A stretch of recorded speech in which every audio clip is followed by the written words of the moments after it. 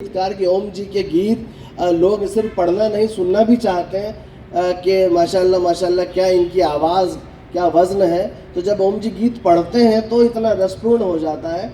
तो वो आके जब गज़ल कहता है वो लेखक, तो क्या कोई नई गज़ल पैदा हो रही है, क्या हो रहा है? हाँ, मैं ये कहना चाहूँगा कोई नई गज़ल पैदा नहीं होती, गज़ल तो गज़ल ही रहती है, चाहे वो हम उर्दू में लिखें हिंदी में लिखें। तो मैं ये कहना चाहता हूँ कि ये गज़ल का विस्तार है जो हिंदी के शब्दों के साथ उन्होंने एक साहसिक प्रयोग किए हैं। उनके कुछ ऐसे शब्द जो कठिन शब्द थे और उन्होंने गज़ल में प्रयोग किए हैं।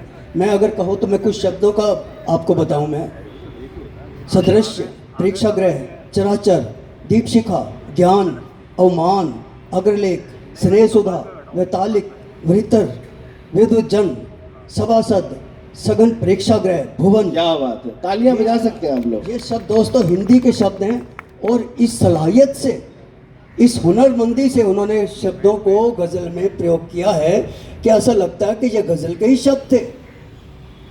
और हमारे साथ ये विडंबनापूर्ण बात है कि इस तरह से हमने हिंदी गज़ल में, हम हिंदी गज़ल तो लिखते रहे, ये ऐसे प्रयोग करते हुए हम थोड़ा झिझकते रहे या संकोच करते रहे, लेकिन उस संकोच को तोड़ा है हमारे अनुपम जी, इसने ओम निश्चल जी ने। अगर आप कहें तो मैं एक शेर सुनाना चाहूँगा।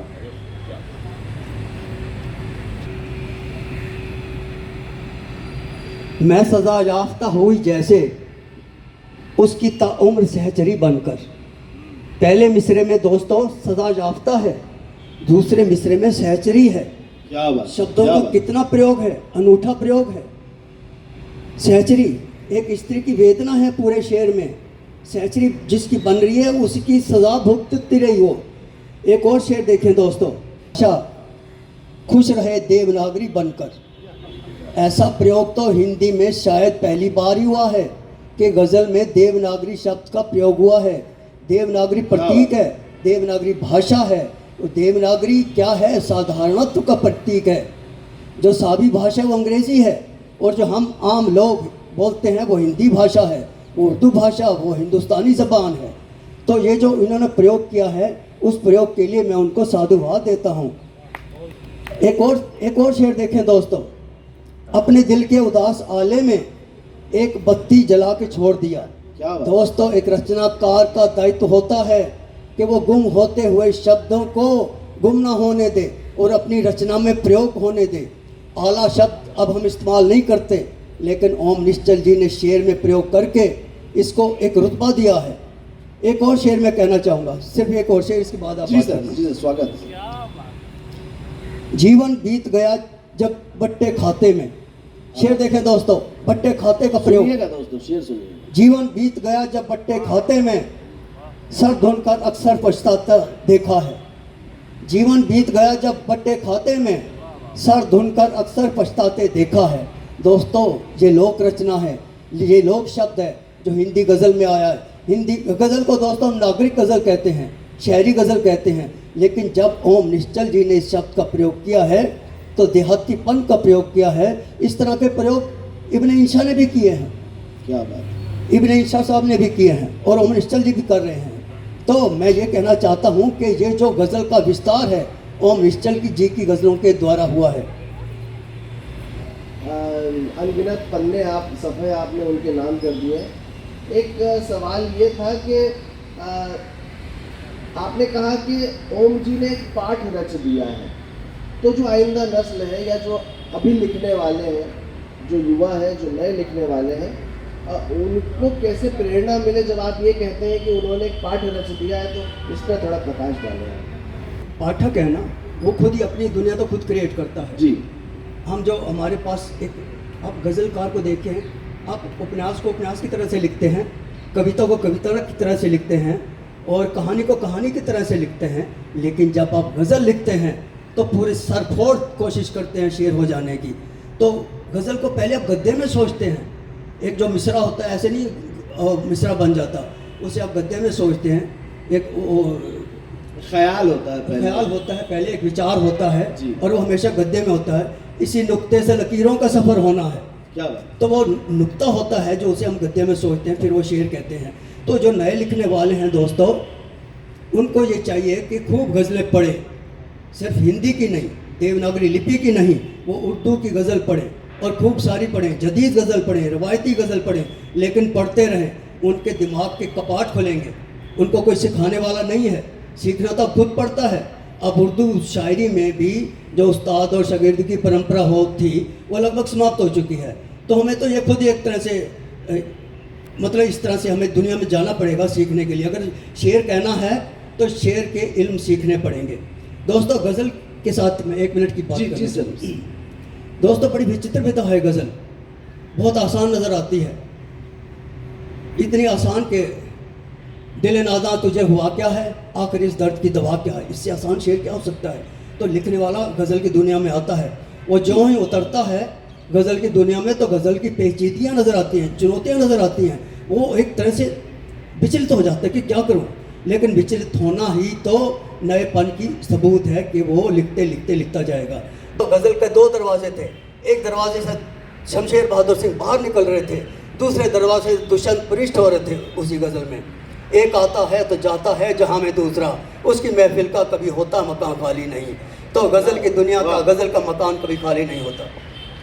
सर, आपने खुद अभी जिक्र किया दुष्यंत का, तो आपने ये भी कहा कि दुष्यंत बहुत पहले भाषागत दुविधा को त्याग चुके थे। तो इस समस्या से तो हर नया जो भी कहने वाला है उस विद्यार्थी को 2-4 होना पड़ता है। तो इसका समाधान भी बताइए और ओम जी के हवाले से भी कि ये कैसे भाषागत दुविधा को त्यागते हैं यहाँ पर।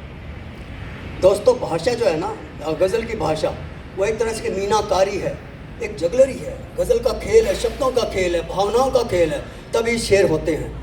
जो एक शब्द है जो हम बात कर रहे हैं वो साधारण शब्द है, लेकिन जब वो गज़ल में एक साधारण से साधारण शब्द भी आता है तो असाधारण हो जाता है।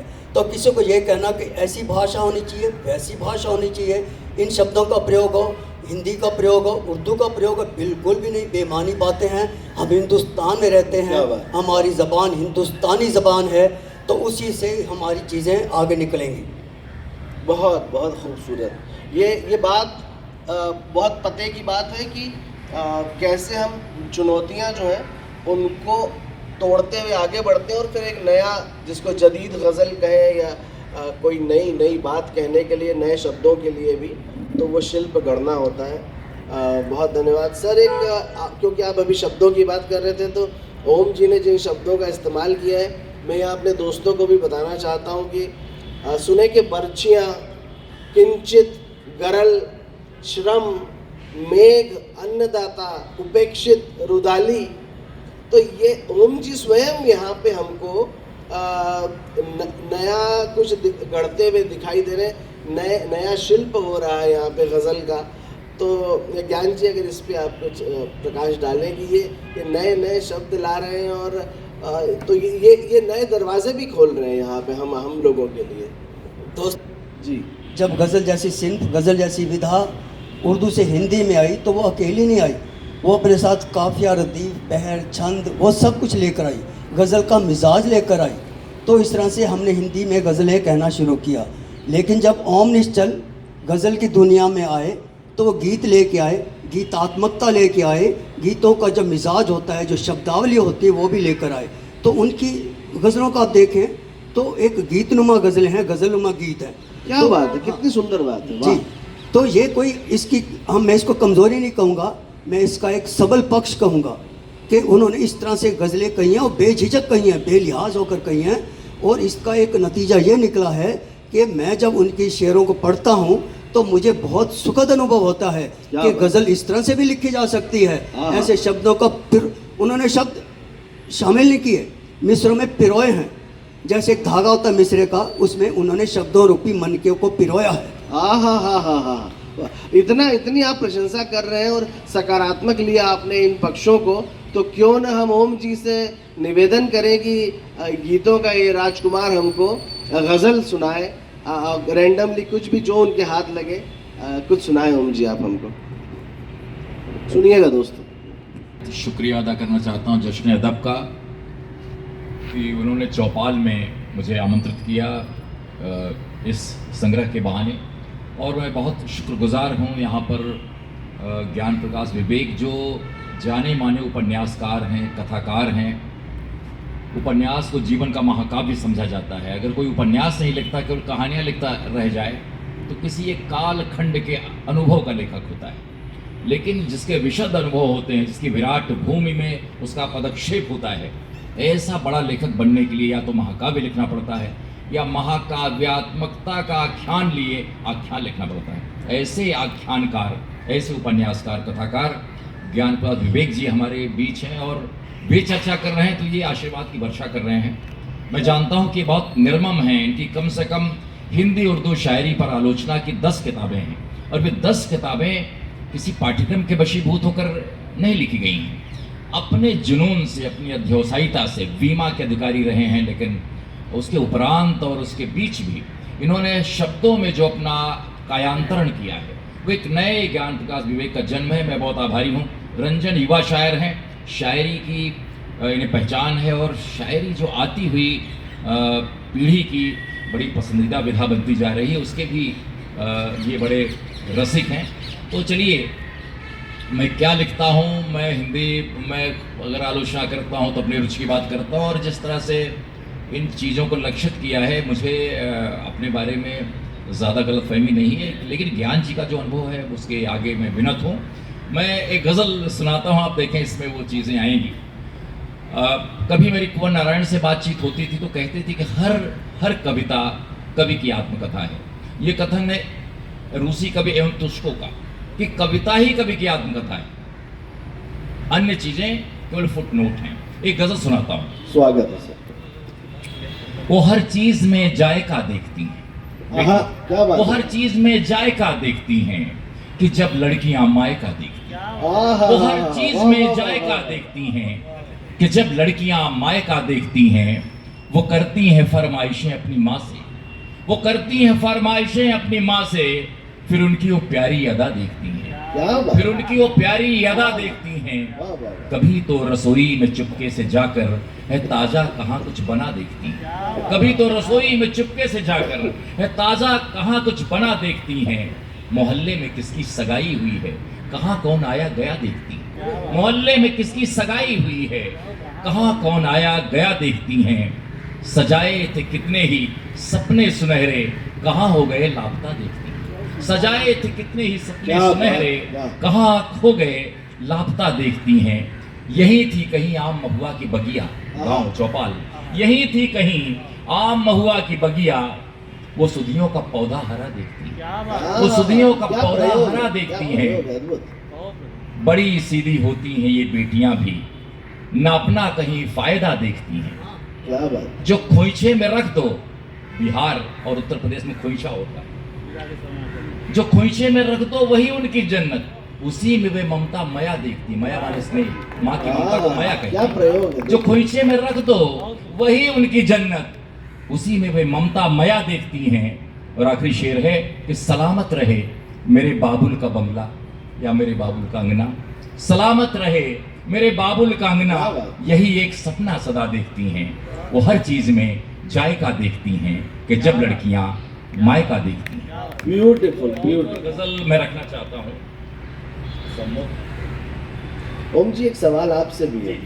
इससे पहले कि आप गज़ल पढ़ें, ये वैसे तो ज्ञान जी ने प्रकाश डाला, लेकिन क्योंकि आप पकड़ में आ गए हैं तो नहीं, आपकी पहचान गीतों के मधुर रचना धर्मिता से रही है जी। तो इधर की राह से आपका आकर्षण होना, तो कहीं किसी प्रेमिका से प्रेरित होकर आप इधर आए, क्या प्रेरणा क्या रही है? देखिए रंजन जी, आप भी शब्दों से खेल रच रहे हैं और इस संसार के हम पुराने बाशिंदा हैं। मुझे ये इल्म है कि जो हमारे शायर हैं, जो हमारे कवि हैं, वे तमाम विधाओं में आवाजाही करते हैं। अगर दुष्यंत कुमार को एक मार्क मान लें, एक मील का पत्थर मान लें, तो दुष्यंत खुद बहुत अच्छे कवि थे। सूर्य का स्वागत, आवाज़ों की घेरे, जलते हुए वन का वसंत। और 1975 के आसपास जब इमरजेंसी आई तो साए में धूप, और साए में धूप लिखने वाला कवि गा रहा था, अब उम्र की ढलान उतरते हुए मुझे, अब उम्र की ढलान उतरते हुए मुझे, आती है तेरी याद तुझे कैसे भूल जाऊं। क्या बात, ऐसे वाह। सुमधुर गीतकारों का रचयिता दुष्यंत कुमार, जो नई कविता की शब्दावली, पारिभाषिक, उसके रचाव, उसके स्थापत्य का नियामक था। वो खुद जब गीतों में उतरता है तो कैसे गीत देता है, स्मृतिवान, और जब गजलों में उतरता है तो जदीद शायरी, जिसकी ओर अभी ज्ञान जी ने इशारा किया, नए स्थापत्य बुनता है, भाषा के, अनुभव के, भाव के, कथ्य के, शिल्प के, और हिंदुस्तानी जबान में शायरी का जो प्रक्षेपण करता है, उससे पूरा प्रतिबिंब बोलता है हिंदुस्तान का और हिंदुस्तान की त्रासदी का। यहाँ तक आते आते सूख जाती हैं कई नदियाँ, हमें मालूम है पानी कहाँ ठहरा हुआ होगा। ऐसे सवाल वाह, वाह। दुष्यंत ने उठाए। इसलिए दुष्यंत एक मार्ग है। बहुत सारे लोग ज्ञान जी से सवाल करते हैं, दुष्यंत ही क्यों भाई, उसके पीछे क्यों नहीं? भारतेंदु हरिश्चंद्र के जमाने से गजल लिखी जा रही है, लेकिन गजल जहाँ एक मोड़ पर खड़ी होती है ठिठक कर कि अब मुझे पहचानिए, और मैं वो नहीं हूं भारतेंदु के जमाने की, मैं इस जमाने की गजल हूं। तो इसे कई भाव के साथ दुष्यंत ने भी कहा है, मैं जिसे ओढ़ता बिछाता हूं वो गजल आपको सुना। क्या ये बात, ओढ़ना बिछाना क्या क्या बात, है? वाह, यही वाह। जीना है, यही मरना है, और जीने और मरने के बीच का जो मसला है, उसके जो मसले हैं, वो गजल का कथ्य बनते हैं। तो गजल तो हम जी आपसे निवेदन है कि वैसे निवेदन तो ये भी है कि आप अगर तरन्नुम में सुनाएंगे तो आनंद और आएगा। आप तो, मैं तो आपको गीतों का राजकुंवर कहता हूँ, लेकिन अगर आप तहत में पढ़ेंगे तो हम आनंद मुझे लेंगे। लगता तहत में भी आनंद है। और तो जी आप अपनी पसंदीदा कोई गजल। मैं सुनाता हूँ। और अभी हाल में हमारी भेंट विश्वनाथ त्रिपाठी जी से हुई, जो जाने माने आलोचक हैं जी। और मीर गालिब पर भी लिखते रहते हैं अपने संस्मरणों में। जी संयोग से गजल खुली और उन्हें सुनाई, बहुत आह्लादित हुए। लेकिन अब यहाँ ज्ञान जी हैं तो मुझे लगता है कि इनका भी स्नेह मिलेगा, और सभी हमारे जो साहित्य रसिक हैं, कि जलने का दुख बस दिया जानता है, सुने कि तो। जलने का दुख बस दिया जानता है, कोई कब सिया का हिया जानता है। क्या बात, कि जलने का दुख बस दिया जानता है, कोई कब सिया का हिया जानता है। कभी शौक से वो तो कह भी ना पाई, कभी शौक से वो तो कह भी ना पाई, जो वो जीवन था कैसा जिया जानता है। कभी शौक से ठीक से वो कह भी ना पाई, वो जीवन था कैसा जिया जानता है। कि जलने का दुख बस दिया जानता है, कोई कब सिया का हिया जानता है। अयोध्या के दुल्हन मगर भाग्य कैसा, इसे उसका केवल पिया जानता है, इसे उसका केवल पिया जानता है। प्रयोग देखिए। सरियों के जल में है सीता के आंसू, सरियों के जल में है सीता के आंसू, जिसे गांव का डाकिया जानता है, जिसे गांव अरे वाह, वाह, का वाह, डाकिया वाह, जानता है। क्या बात। बदन कैसा कोमल रुई का है फाहा, अरे वाह। बदन कैसा कोमल रुई का है फाहा, ये एहसास बस तौलिया जानता है। बदन कैसा कोमल रुई का है फाहा, ये एहसास बस तौलिया जानता है। कहाँ गांव से लड़कियां भाग जाती, कहाँ गांव से लड़कियां भाग जाती, इसे गांव का भेड़िया जानता है।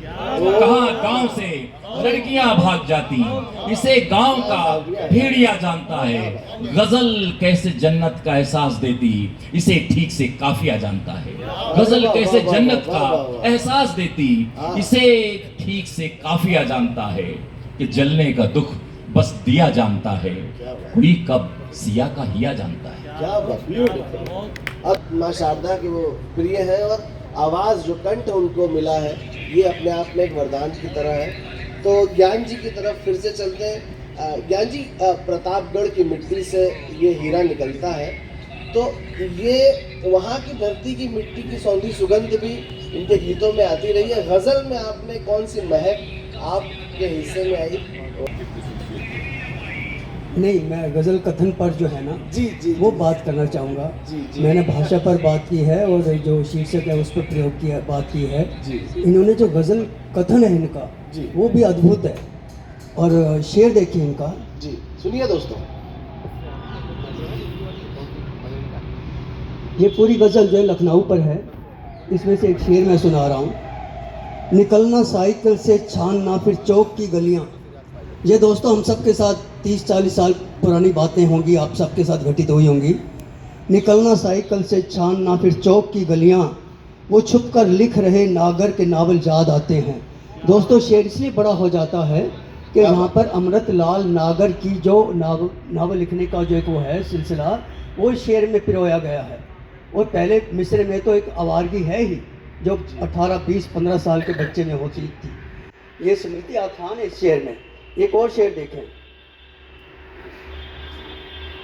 ये ड्राइंग रूम कितना चहचहाता था मगर अब तो। इस शेर में 2 कालखंड हैं।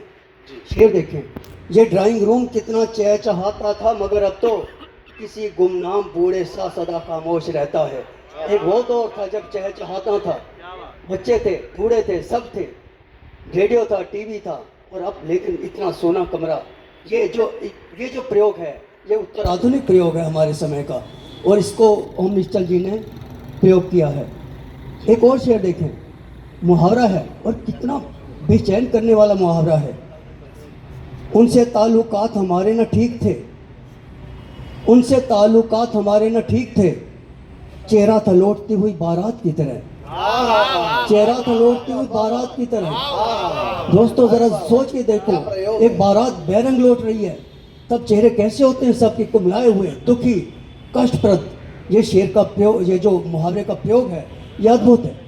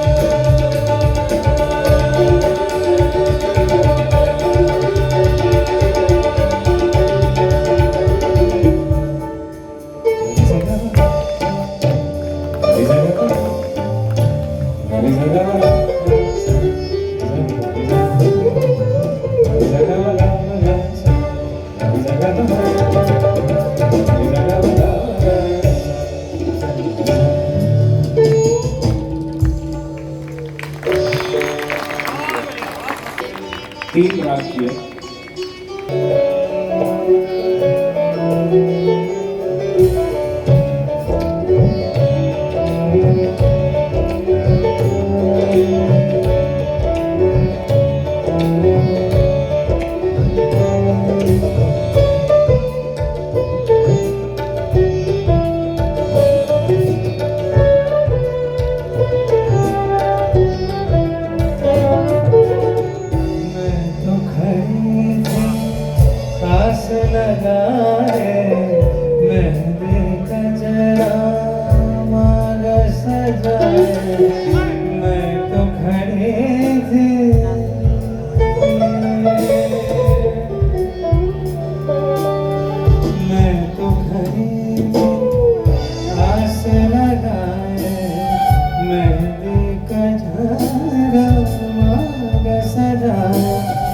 देख सुरतिया अपने पिया हार गई मैं तन मन को तेरी सखी हो दिया घरना तेरी सखी हो दिया घरना भाग लगे इस आंगन को बल बल जाओ अपने पिया बल बल जाओ अपने पिया चल लगाओ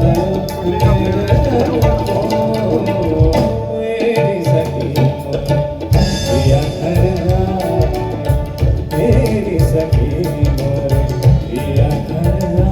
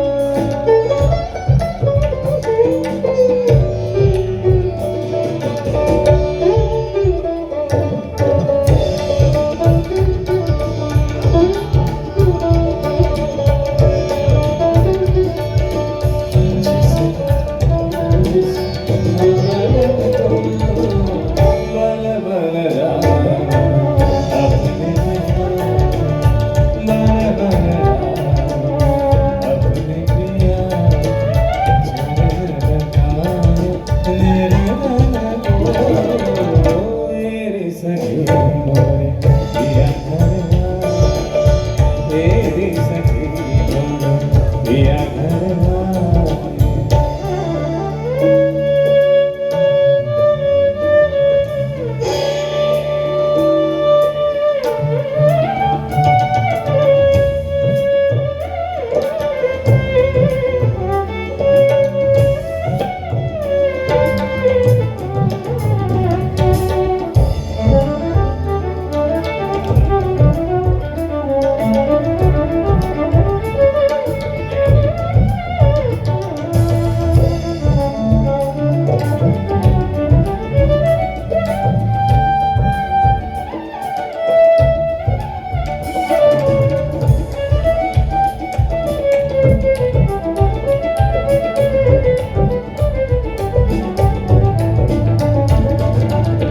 जिसका फैसला,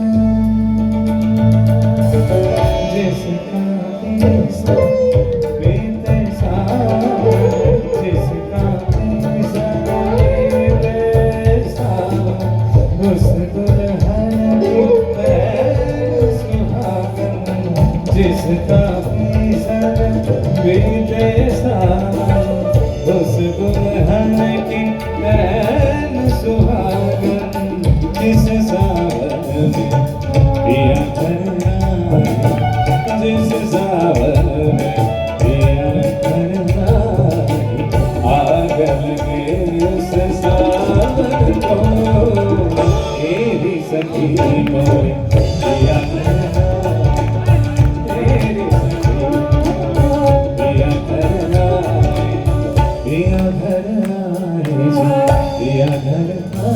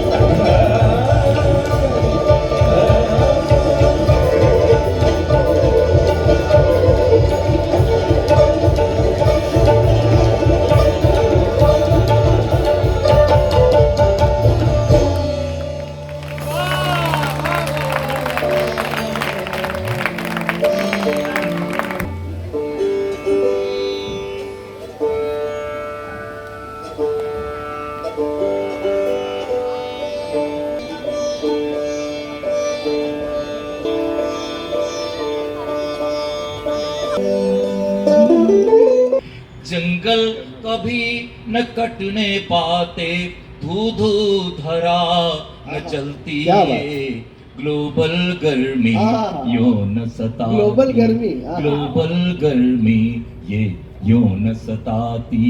इतनी आजादी होती, मुझसे हंस कर हाथ मिलाती। इतनी आजादी होती, वह मेरे घर आती जाती। इतनी आजादी होती। मैं बहुत आभारी हूँ व्यक्तिगत रूप से कि आपने ये, मैं बहुत देर से चाह रहा था कि आप सुनाते तरन्नुम में। तो ज्ञान जी आपकी तरफ फिर से लौटना होगा कि बार बार ये कहा गया इन दिनों के दुष्यंत की परंपरा का ओम। तो ये आप इसको कैसे देख, आपको आपके बारे में भी स्वयं कई बार ये कहा गया है, जब जब दुष्यंत का नाम लिया गया है तो ज्ञान प्रकाश विवेक वहाँ पे हमको दिखते हैं। तो अब आप जब ओम जी को उस परंपरा में देखते हैं तो ये, और ये दुष्यंत की परंपरा क्या है, थोड़ा इस पे, क्योंकि यहाँ बहुत सारे हमारे ऐसे युवा बैठे हुए हैं। बहुत ही मौजूद सवाल है ये। मैं ये कहना चाहूँगा, दुष्यंत ने एक तरह से हिंदी गज़ल के दर खोले। गज़लें पहले भी लिखी जा रही थी जी, लेकिन जब दुष्यंत आए तो पूरी शिद्दत के साथ आए। उन्होंने उर्दू हिंदी का कोई फ़र्क भेद नहीं रखा, उन्होंने मन से गज़लें लिखी। 42 साल उनकी उम्र थी, 52 गज़लें लिखी और वो दिवंगत चल बसे। दोस्तों, मतलब 42 साल की उम्र में 52 गज़लें लिखना और एक एक शेर किसी क्या कहूँ कि एक एक शेर बोलता हुआ, महसूस कराता हाँ, हुआ, हाँ, अपने समय अपने संज्ञान लेता हुआ, क्या? एक आवाम की जो दुख दर्द पीड़ा उसको महसूस कराता हुआ। दोस्तों बार बार कहते हैं कि दुष्यंत ने प्रतिवाद के स्वर रचे। मैं ये कहना चाहूँगा दुष्यंत ने करुणा के स्वर भी रचे। उनकी शायरी में, उनकी गज़लों में और मतलब एक वो भी भाव है। तो बिंबों की रचना उन्होंने दुष्यंत ने की। उसके बाद हम सब ने वो उस तरह से प्रतीक, बिंब और इस्तारा, रूपक की रचना वो सब करते रहे। हमारे जहन में दुष्यंत ही थे। दुष्यंत के बाद हरजीत सिंह ने लिखा, गज़लें बहुत अच्छी लिखी, सूर्य भानुगुप्त ने लिखी, अदम गोंडवी ने लिखी। और अब हमारे एक तरह से अब हमें फिर से नई गज़लों को फिर से नया सोचना पड़ेगा कि अगर इतनी हिंदी आ चुकी है और वो बहुत ढंग से आई है, एक बल मनोबल से क्या भाव विभाव से आई है, तो वो क्यों ना हम उसको शामिल करें, उसकी शमूलियत हो उस हिंदी शब्द की। वो हिंदी नहीं आई, दरअसल एक नया जो मिजाज रच रही है इसके इनकी गज़लों के ज़रिए। तो हमसे फिर से सोचना होगा। दुष्यंत की गज़लों से लेके आज की गज़लों तक वो भी रितंबरा शब्द का प्रयोग करते हैं, तो ओम निश्चल जी भी करते हैं पूरा हिंदी में। तो वो देखिए वो विस्तार तो होता ही है भाषाओं का, शब्दों का। डॉक्टर साहब बैठे हुए मैं कुछ शब्द में गीतकार है और वो इस चुनौती को लेता होगा और ये दुस्साहस करता होगा कि वह शब्द अपनी गजल में लेके आए। ओम जी देखिए, केवल आपको हिंदी क्या कविता, चुनौतियां आई? हिंदी कुछ चुनौतियां कविता आई? ही नहीं बल्कि पूरे विश्व की कविता, उसके जो आयुध हैं, उसकी जो काया है, उसमें शब्द भंडार हैं। बिना शब्द भंडार के किसी शेक्सपियर को पढ़ना चाहें तो क्या देखते हैं आप उसमें? कथ्य के बावजूद जो शब्दों की दुनिया है, मुझे लगता है कि जैसे डिक्शनरी में बहुत सारे शब्द होते हैं, लेकिन मानी खेज होते हैं किसी शायरी में, किसी वाक्य रचना में ढलकर इस्पात की तरह उनमें ताकत आ जाती है। सत्य। तो शब्द भंडार, अगर मैं गांव का हूं, देहात का हूं, जैसा कि कहा अवध का हूं, तो अवध की एक संस्कृति है, जैसे हरियाणा की संस्कृति है। एक शब्द से माया, वो जब इस्लाह लेने लगा सर से तो उनका कि कुछ संशय रहा होगा, क्योंकि मैं जानता हूं कि मेरे यहाँ माया शब्द स्नेह और मयाने के अर्थ में है। वो अवध का शब्द है। क्या बिहार में आप जाएंगे तो खोइछा है, आंचल है, आंचल में कुछ धूप दीप नैवेद्य, कुछ फल फूल दे दिया जाता है, उसको सगुन कहा जाता है। तो भारत की जो संस्कृति है, जो सभ्यता है, जो तहजीब है जी, वो हमारी शायरी में, हमारी कहानी में, हमारे ललित निबंधों में, विद्यानिवास मिश्र को पढ़ें तो लगेगा कि नया भारत है। वो नया भारत अभी बदला नहीं है, उसका मन वैसा ही सांस्कृतिक है, वो इतना शहरी नहीं हुआ है। उसे ग्लोबल गर्मी इतनी सता रही है, जो तहजीब की आबोहवा बाहर से आ रही है, उसने अपने आप को बचा रखा है इस बाजार की आंधी से। यही कविता करती है। वो प्रतिरोध क्यों करती है? वो किसी सल्तनत का विरोध क्यों करती है? यहाँ दरख्तों के साये में धूप लगती है, चलो यहाँ से चले और उम्र भर के लिए। ये दुष्यंत कह रहे थे। क्या बात, क्या बात। या इस नदी की धार से ठंडी हवा आती तो है, नाव लहरों जर्जर ही सही लहरों से टकराती तो है, एक चिंगारी कहीं से ढूंढ लाओ दोस्तों, इस दिए में तेल से भीगी हुई बाती तो है। वो आदमी रथ प्रशस्त कर रहा था शायरी का, जो सूर्य का स्वागत से नहीं कर सका, जो आवाजों के घेरे से नहीं कर सका, जो जलती हुई बन का बसंत से नहीं कर सका, वह सारा काम साये में धूप की 52 गजलों ने कर दिया, जैसा डॉक्टर साहब कह रहे थे अपने ज्ञान पर विवेक जी। ज्ञान जी, हम एक खास तरीके से देख रहे होते हैं जी, उसकी बहर छंद वो तो सब होता ही है, एक मीटर तो होता ही है, एक डिसिप्लिन तो होता ही है। इसके बावजूद हम शेर के जो एक अंतर यात्रा है, शेर का बाहरी आवरण तो होता ही है, शेर के भीतर उतर कर हम देखते हैं उसकी अनुभूति, उसकी अभिव्यक्ति, उसका एक जो मुहावरे का प्रयोग है, वो सब देखते हैं किस तरह से बिंब प्रयोग किए गए। जैसे नासिर का मैंने अभी में एक शेर सुनाया था, बादल की तिरछी गलियों में कोई चिराग लिए फिरता था, तो एक पूरी बिंबात्मकता है। हमारी घर की दीवारों पे नासिर उदासी बाल खोले सो रही है। तो ये जो प्रयोग है ना, ये मतलब हमें विवल करते हैं और कि किस तरह से ये शेर शायरी हुई। तो हम आखिर में ये कहते हैं शब्दों का प्रयोग बड़ा सुंदरता से हुआ है, मुहावरे का प्रयोग बड़ी सुंदरता से हुआ है। तो यही शायरी होती है। शायरी तो एक गज़ल दोस्तों बहुत कुछ सहन कर सकती है, लेकिन खुरदरे शब्दों को सहन नहीं कर सकती। शब्दों की एक मासूमियत, मुलायमियत, नाजुक बयानी जो वो होनी चाहिए। एक जो मीनाकारी है, उर्दू में तो बहुत होती है मीनाकारी, हिंदी में नहीं, हिंदी में एक रफनेस रहती है। इसलिए रहती है क्योंकि समाज हमारे सामने होता है, उसकी जो एक बहुत सारी दिक्कतें, सियासत, राजनीति, ये सब होती है, तो हमने वो पक्ष चुना। इसलिए हमारी गज़लों में थोड़ा खुरदरापन रहता ही है और उसे स्वीकार भी कर लिया गया किसी हद तक। क्या और बात, हाँ, क्या तो लेकिन जो उर्दू की गज़ल है, चल आए हैं पूरी शब्दावली लेकर, नई हिंदी की शब्दावली बिल्कुल, लेकर, बिल्कुल। गीतात्मकता लेकर, गज़लात्मकता लेकर, तो वो इस तरह से और बहुत सारे बदलाव आएंगे। एक पूरा शब्दकोश लेके आए हैं। ठीक है। और गज़ल किसी ढांचे का नाम नहीं, एक पूरी एक संवेदना का नाम है, क्या बात है। प्रबल भावना का नाम है। एक शेर कहिए, उसमें प्रबल भावना ना हो तो आपको छुएगा नहीं शेर, तासीर ही पैदा नहीं होगी। तो ये सब चीज़ें हैं। और एक मैं बात कहना चाहूँगा जी। फिराक गोरखपुरी साहब ने कहा था कि गज़ल जो है, इसके हर मीनिंग, हर शेर में उसका भाव विचार से बदलता रहता है। तो उन्होंने कहा था ये गैलेक्सी ऑफ थॉट्स हैं।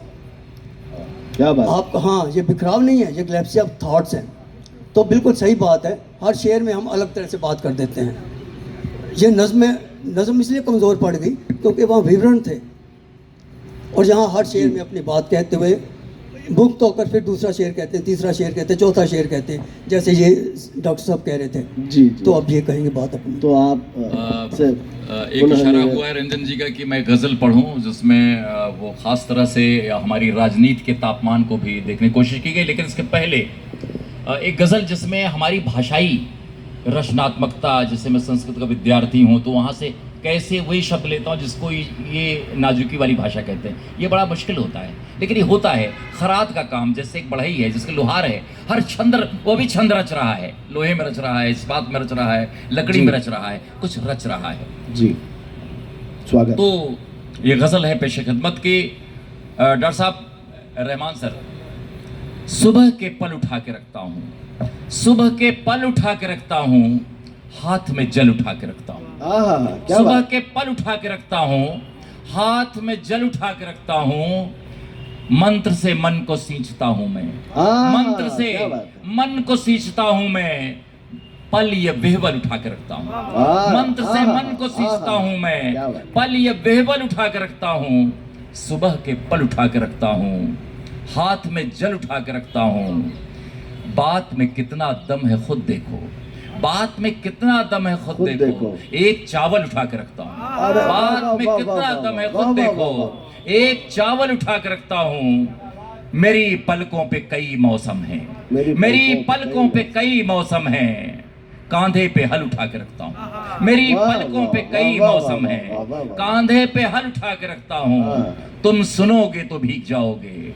तुम सुनोगे तो भीग जाओगे, सर पे बादल उठा के रखता हूँ, सर पे बादल उठा के रखता हूँ, सुबह के पल उठा के रखता हूँ, हाथ में जल उठा के रखता हूँ, मंत्र से मन को सींचता हूँ मैं, पल ये बेहबल उठा के रखता हूँ। और जिस गज़ल के लिए आपने कहा है, जिस गज़ल के लिए कहा है, को रंजीत भाई हैं भाई, ये देखिए इसमें क्या कुछ है, कह दिया तो मैं पढ़ रहा हूँ, उसकी जिम्मेदारी इन पर है पूरी। सवाल ये नहीं है कि इंसान हो तुम, सवाल ये नहीं है कि इंसान हो तुम, हिंदू हो तुम या मुसलमान हो तुम, सवाल ये नहीं कि इंसान हो तुम, हिंदू हो तुम या मुसलमान हो तुम, अगड़े होकर तो जरा दूर रहो, अगड़े होकर तो जरा दूर रहो, पिछड़े होकर तो मेरी जान हो तुम, पिछड़े होकर तो मेरी जान हो तुम, कह दो उनसे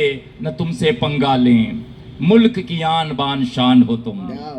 इस सियासत की दमन भट्टी में, इस सियासत की दमन भट्टी में जलने वाले सदा किसान हो तुम, इस सियासत की दमन भट्टी में जलने वाले सदा किसान हो तुम, उनके कुर्सी नशीन होने से तन मन और धन से कुर्बान हो तुम, उनके कुर्सी नशीन होने से तन मन और धन से कुर्बान हो तुम, आए हो कितनों की बनकर उम्मीद, कितने दिन के मगर मेहमान हो तुम। क्या बात, क्या क्या सच्चा शेर। आए हो कितनों की बनकर उम्मीद, कितने दिन के मगर मेहमान हो तुम, दांव सब आजमा के देखेंगे, दांव सब आजमा के देखोगे, इस अखाड़े के पहलवान हो तुम, इस अखाड़े के पहलवान हो तुम, किंतु चढ़ती हुई जवानी की अब उतरती हुई ढलान हो तुम। सवाल ये नहीं कि इंसान हो तुम, हिंदू हो तुम या मुसलमान हो तुम। बहुत बहुत बहुत शुक्रिया ओम जी, ज्ञान जी, आपका अभिनंदन, आभार, शुक्रिया।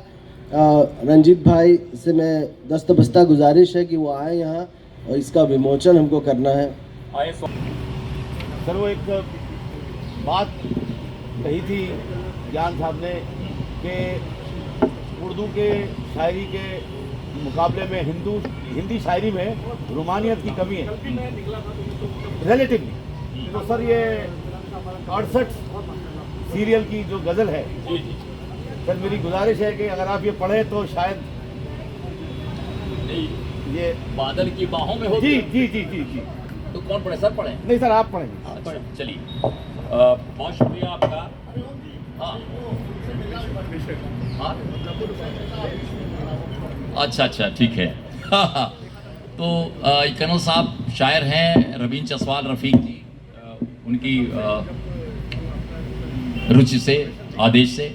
बादल की बाहों में होते तो कितना अच्छा होता, बादल की बाहों में होते तो कितना अच्छा होता, हौले हौले दे भिगोते तो कितना अच्छा होता, हौले हौले दे भिगोते तो कितना अच्छा होता। बारिश भी है, बिजली भी है, मौसम भी क्या खूब यहाँ, इस अवसर पर तुम भी होते तो कितना अच्छा होता। बारिश भी है, बिजली भी है, मौसम भी क्या खूब यहाँ, इस अवसर पर तुम भी होते तो कितना अच्छा होता। मुस्कानों में ईश्वर दिखता, बदकहियों में खुदा कहीं, मुस्कानों में ईश्वर दिखता, बदकहियों में खुदा कहीं, तुम जीवन में अर्थ पिरोते तो कितना अच्छा होता। बादल की बाहों में होते तो कितना अच्छा होता, हौले हौले दे भिगोते तो कितना अच्छा होता। शेर है कि तुमसे मिलकर तो आया पर मैं भी जैसे छूट गया, तुमसे मिलकर तो आया पर मैं भी जैसे छूट गया, तुम भी संग संग चलते होते तो कितना अच्छा होता। तुम रहते हो जो चिंतन के खेतों खलिहानों में, चिंतन, तुम रहते हो जो, तुम रहते हो जो चिंतन के खेतों खलिहानों में, बीज मोहब्बत के भी बोते तो कितना अच्छा होता, बीज मोहब्बत के भी बोते तो कितना अच्छा होता। तुमसे मिलकर ही जाना, तुमसे मिलकर ही यह जाना अब दर्पण बेमानी है, तुम बस इन आंखों में होते तो कितना अच्छा होता, तुम बस इन आंखों में होते तो कितना अच्छा होता। बादल की बाहों में होते तो कितना अच्छा होता, हौले हौले दे भिगोते तो कितना अच्छा होता।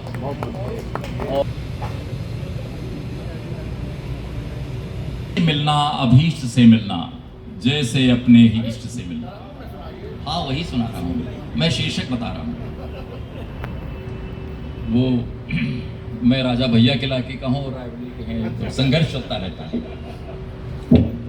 तुमसे मिलना,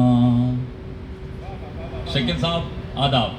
तुमसे मिलना अभीष्ट से मिलना, तुमसे मिलना अभीष्ट से मिलना, जैसे अपने ही इष्ट से मिलना। तुमसे मिलना, तुमसे मिलना अभीष्ट से मिलना, जैसे अपने ही इष्ट से मिलना। तुमसे मिलना, मिलना अपनी ही आस्थाओं से, जुड़ना अपनी परंपराओं से, मिलना अपनी ही आस्थाओं से, जुड़ना अपनी परंपराओं से। ये जो विस्मृत सी हो रही संस्कृति, बांध लेना उसे हवाओं से।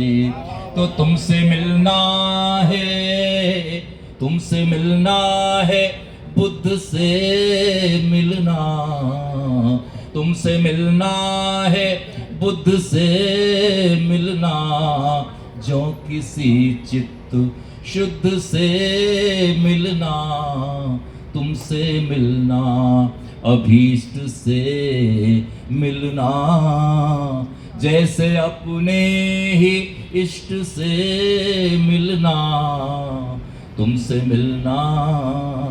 बन देखें, जिससे मिलकर स्वयं में खोना हो,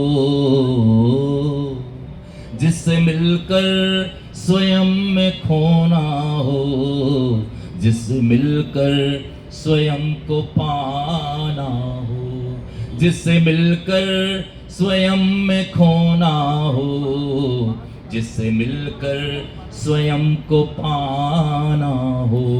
गीत जिसमें खुले शब्द अमृत, जो अकेले में गुनगुनाना हो। गीत जिसमें घुले शब्द अमृत, जो अकेले में गुनगुनाना हो। तो तुमसे मिलना है स्वयं से मिलना, तुमसे मिलना है स्वयं से मिलना। अहम आवाम वयम से मिलना, अहम आवाम वयम से मिलना, तुमसे मिलना, अभीष्ट से मिलना, जैसे अपने ही इष्ट से मिलना, तुमसे मिलना। बन देखें, तुमसे जब भी कभी मिला हूँ मैं, धूप के फूल सा खिला हूँ मैं। तुमसे जब भी कभी मिला हूँ मैं, धूप के फूल सा खिला हूँ मैं, धूप के फूल सा खिला हूँ मैं। मिलके जिसको न बिसारा जाए, मिलके जिसको न बिसारा जाए, ऐसी चाहत का सिलसिला हूँ मैं। मिलके जिसको न बिसारा जाए, ऐसी चाहत का सिलसिला हूँ मैं। तो तुमसे मिलना, कबीर से मिलना, तुमसे मिलना, कबीर से मिलना, शायरी के अमीर से मिलना। तुमसे मिलना, कबीर से मिलना, शायरी के अमीर से मिलना। तुमसे मिलना, अभीष्ट से मिलना, जैसे अपने ही इष्ट से मिलना, तुमसे मिलना।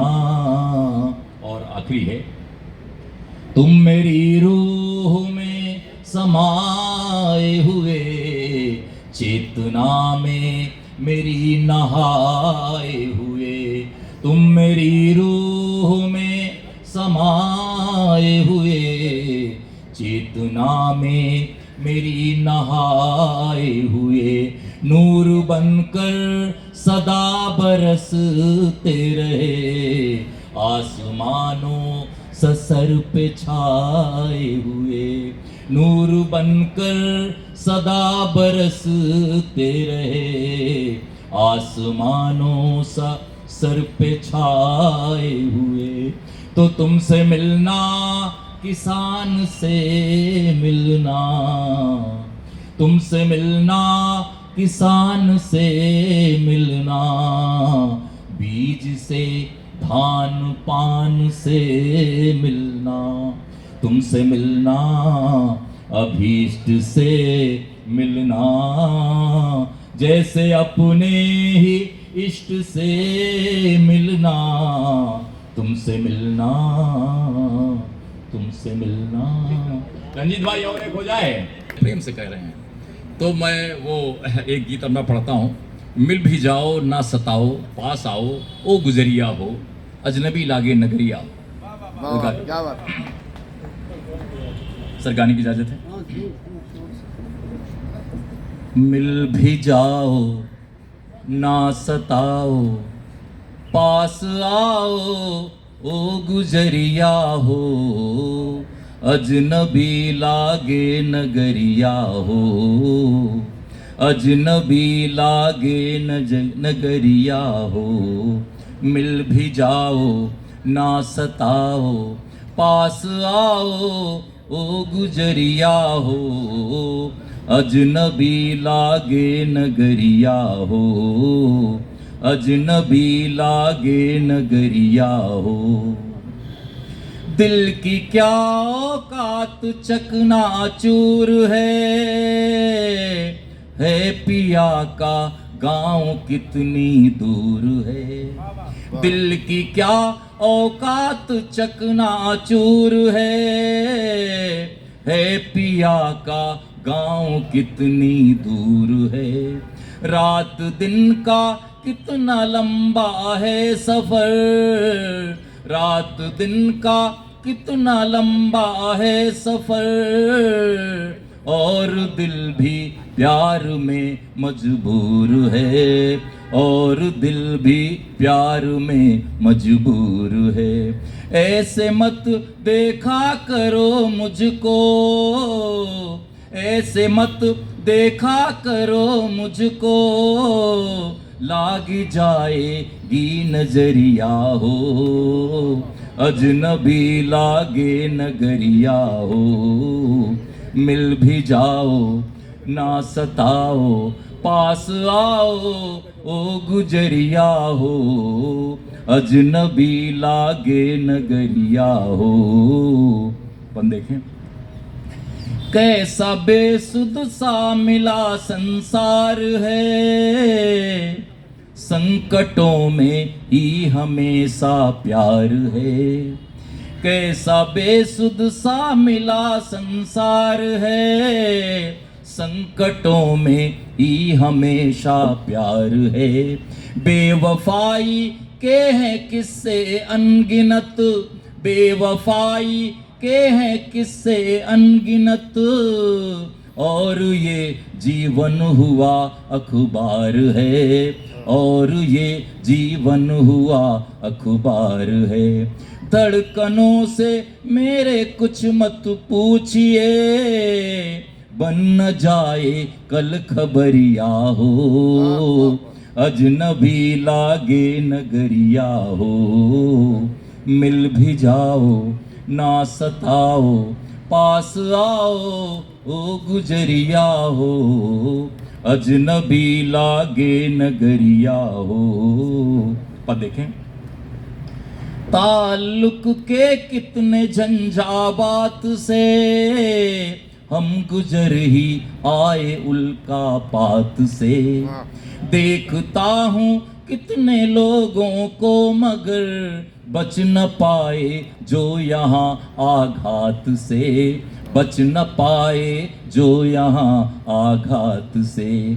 तो कितनी सौदेबाजियाँ संबंध में, कितनी सौदेबाजियाँ संबंध में, बन न जाए ये बजरिया हो, अजनबी लागे नगरिया हो। मिल भी जाओ ना सताओ, पास आओ ओ गुजरिया हो, अजनबी लागे नगरिया हो। और देखें दूर हैं पर फिर भी कितने संग हैं, जिंदगी में कितने सारे रंग हैं, जिंदगी में कितने सारे रंग हैं। दूर हैं पर फिर भी कितने संग हैं, जिंदगी में कितने सारे रंग हैं। पास होकर भी मगर कुछ लोग हैं जो कि जीवन से बहुत निस्संग हैं, जो कि जीवन से बहुत निस्संग हैं। जिंदगी को साधना होता है यूं, खो न जाए फिर डगरिया हो। जिंदगी को साधना होता है यूं, खो न जाए फिर डगरिया हो। अजनबी लागे नगरिया हो, मिल भी जाओ ना सताओ, पास आओ ओ गुजरिया हो। अजनबी लागे नगरिया हो, अजनबी लागे नगरिया हो। शुक्रिया, धन्यवाद। आमतौर पे देखने में आता है कि जब पोइट्री पर बात हो, किसी किताब पर बात हो, जिस इन्हिमाक से आप लोगों ने सुना है, आप पूरी तरीके से मौजूद थे। तो मैं बार बार इधर से उधर जाकर आप सब लोगों के चेहरे गौर कर रहा था, तो आप सब लोग इन्वॉल्व थे, ये बड़ी बात थी सर। तो अभी हमारे ओम निश्चल साहब की किताब ये मन आषाढ़ का बादल हुआ है, इस पर बातचीत हो रही थी और हमारे साथ थे ज्ञान प्रकाश विवेक साहब। तो हम रंजन निगम साहब आपसे बातचीत कर रहे थे। मैं प्रोफेसर रहमान मुसव्विर साहब और शदाब उल्फत साहब से इल्तिजा करता हूँ कि स्टेज पे तशरीफ़ लाएं और क्या बात है, प्लीज़ वेलकम।